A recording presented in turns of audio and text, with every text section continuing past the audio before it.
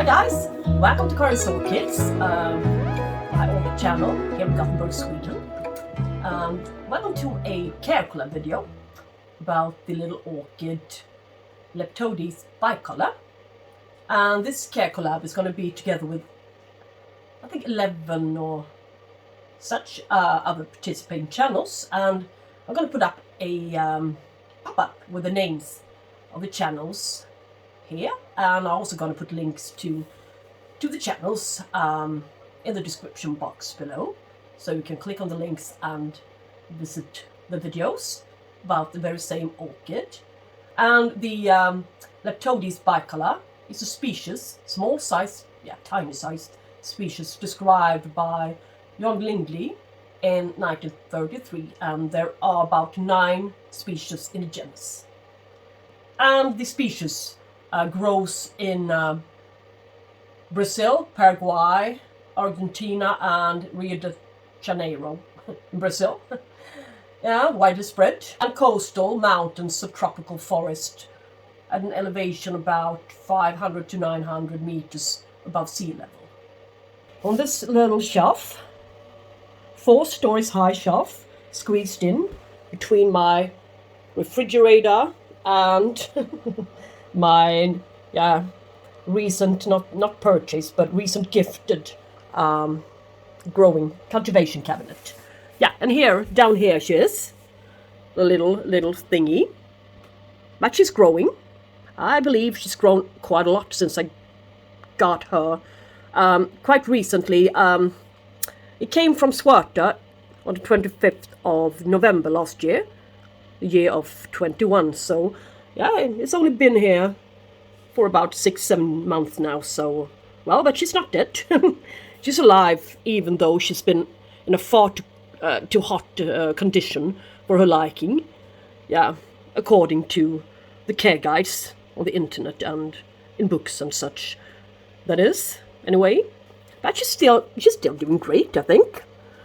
I put her in this little plastic cup in a black little pot with some rock wool around the mount. So she arrived mounted on this little clay mount, this good mount, beautiful one. And all I did was, I didn't, as you can see, I didn't remove her from the mount, and I just put her into some rock wool and some kind of semi-hydroponic, fake semi-hydroponic, water reservoir to bottom. So she could stay damp all of the time.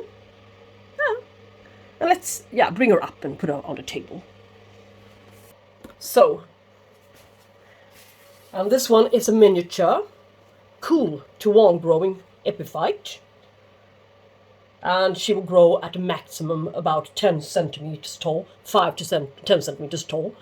So, that can be correct. And I can measure it for you so you see it with your own eyes.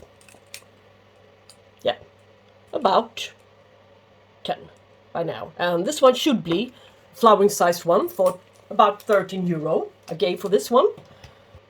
And she usually gets about 4 to 8 centimeter tall leaves. So this tallest one is about 9 centimeters. So this one should be matured by now and reach the maturity size.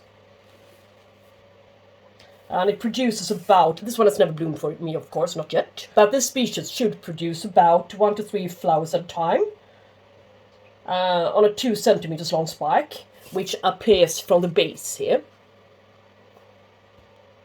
And it blooms in spring, March, April, May, perhaps, around this period of time. And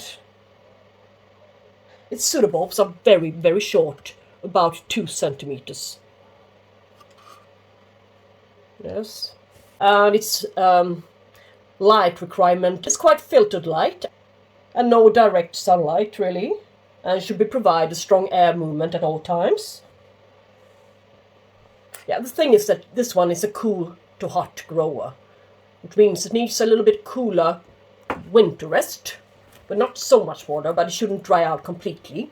So, and no fertilizer during the, shall we say, from Halloween to Valentine's Day. That's what I do. just reduce the fertilizer and the amount of water, and perhaps not dip water her. And if you live in an apartment and grow it on the windowsill, it could be beneficial for this one to give it an outside stay during the summertime at least, so she can feel the difference between the nighttime temperatures and daytime at least, to trigger her to bloom, of course. That's all there is to it. Yeah, and as always, if you read about it, 75 to 80% humidity. But today I only have 38 percent humidity in here. It's the lowest there's been for quite some time now, and it's getting warmer and warmer outside, so yeah, that's the reason. So it's getting drier and drier, but she's still doing okay. So, well, these guys grow well mounted, as you can see. I can get her out of this little algae, whoops, algae covered rock wall. Yeah, should switch that one, but let's see. Here you can see 2 new roots. That's all she achieved root-wise since I got her, so it's really not much, but yeah, but still, it's something, right? So she's getting there, and the old moss looks a little bit nasty, I think. We should do something about that. And, well, you can pot it up in semi-hydro, self-watering. You can put her in anything, of course. You can pot her up in some loose media, well-drained media, and she will do okay. But, well, wait till the flower spice arrives, and it will look really nice, much nicer on the mount, I think. Yeah, so she's going to be kept mounted, and she's going to stay mounted, of course. And she craves a lot of water all year round, and yeah, but fertilize her at half mount recommended dose. So let's dig into her and see what we can do. Look at this and see what's going on. Yeah, not much to deal with. I think it's okay. Appears nothing really more than algae. Just don't want to disturb her when she's finally doing something. So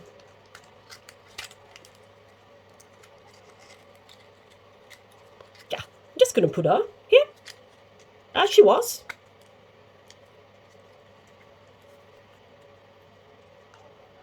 So the rock wool touches the bottom of the bottom part of the moss here, so we can hydrate it.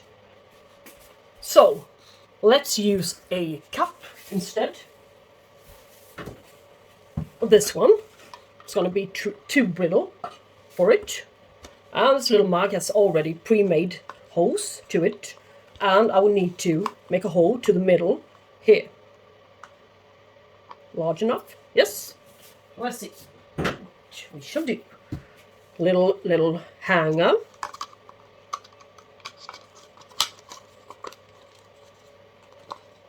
Maybe will work.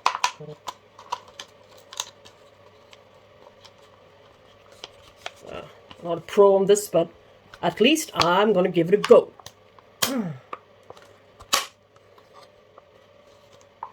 Yeah, here's a little hanger perhaps. Yeah, this could be stable enough. Just need some more rock wool to this one. It's not going to be enough. Yeah, here it is.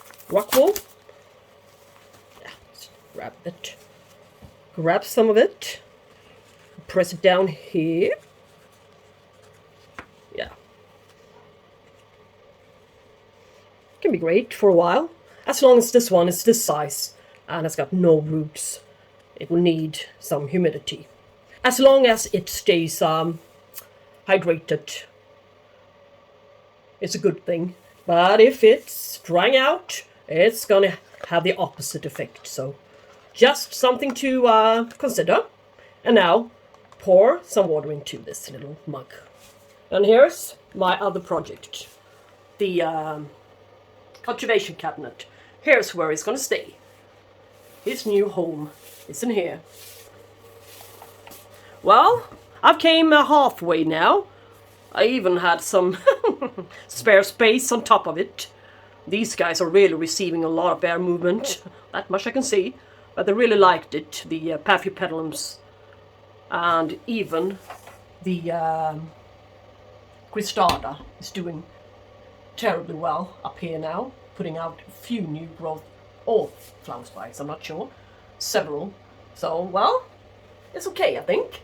But anyway, this little Leptotes, it's going to stay in here. It's going to hang there on the little fence, shall we say. Sliding doors are kind of difficult to open. But anyway, we'll fix that. So, here she's going to hang. And she's going to be really, really easy to be watered. Let's pour in some water, sometimes from above. So the upper part will be hydrated, of course. But mostly I would just pour some water here, or to the back side of the pot. Yeah? And look here, I put some Paphiopedilums here, the motto-leaved ones mostly. They need some more humidity, not so much light. And yeah, I think they're going to do great in here. And some Spanish moss and Sunridas. A few of those. And this little piece of wood. It's going to be suitable for hanging or putting a few orchids into the hollowness of it. I'm not sure yet. I just had a spare one. I think this one is lovely to look at. And yeah, you can see there's a fan. Yeah, it's noise. I mean, I know there's a lot of noise to it, unfortunately, but it's doing its job there, circulating the water to the bottom. I can even pour in some more water, but it will only take up too much space, I believe. There's a little CPY fan up here, and the humidifier here is switched on automatically about 8 times a day, and the fog comes out from the holes there to the tube, to the upper part and back side, and it really, really hydrates a lot of the plants in there.